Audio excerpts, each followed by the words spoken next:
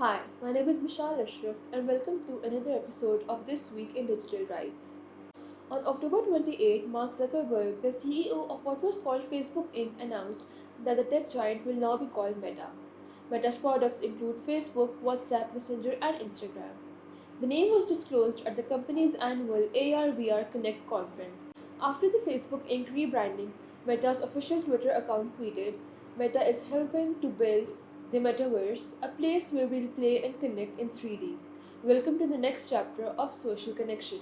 In the recent earnings reports, the company discovered that the virtual reality segment is showing substantial growth. Therefore, the decision to divide Meta's products into two fragments, namely Family of Apps and Reality Labs, was reached.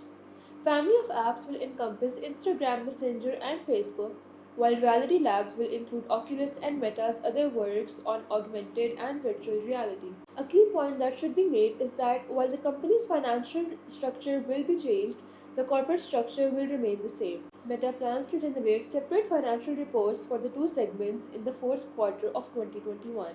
The news of rebranding of one of the largest global corporations received quite a lot of backlash, especially after a former Facebook employee revealed tens of thousands of papers to Wall Street Journal as Facebook files detailing how the company neglected human rights violations on its platforms. Critics were very vocal in voicing their opinions on the rebranding.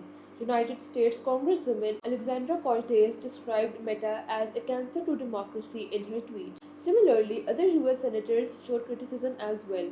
Senator Richard Blumenthal called it a distraction from the real life problems that the Meta has been propagating through its platforms for years and for which the company has been questioned by the Senate and is under investigation as well. He tweeted that the new name may confuse and distract but won't erase years of devious practices and disregard for privacy, kids' well-being, spreading hate, and genocide.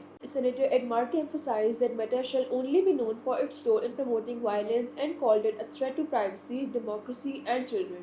Many critics also argued that the timing of the announcement is suspicious given that the revelations highlighting human rights violations, including the impact on mental health and constant human trafficking on its platforms, have been bringing negative publicity towards the company. In other news, Apple's change in its privacy earlier this year has cost social media apps like YouTube, Facebook, Snapchat, and Twitter billions of dollars.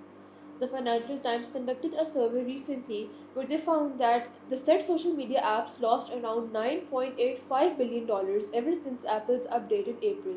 The App Tracking Transparency or ATT policy enables Apple users to choose whether or not they want to allow social media apps to track them.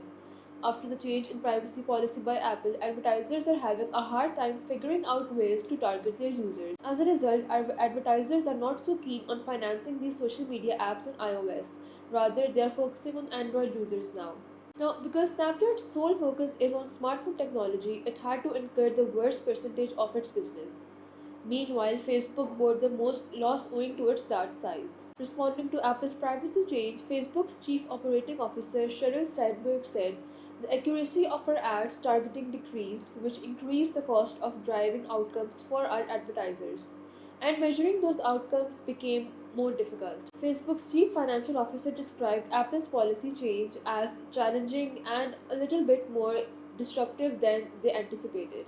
Disapproving Apple's move, Facebook also printed a full-page newspaper's ad.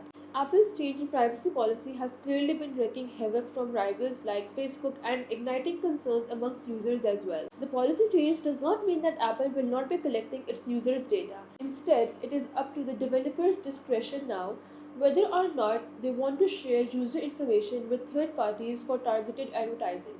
Apple users will still receive ads even if they could decline the new pop-up, but those ads will be based on the information collected by first parties. That's it for today. Thank you for watching.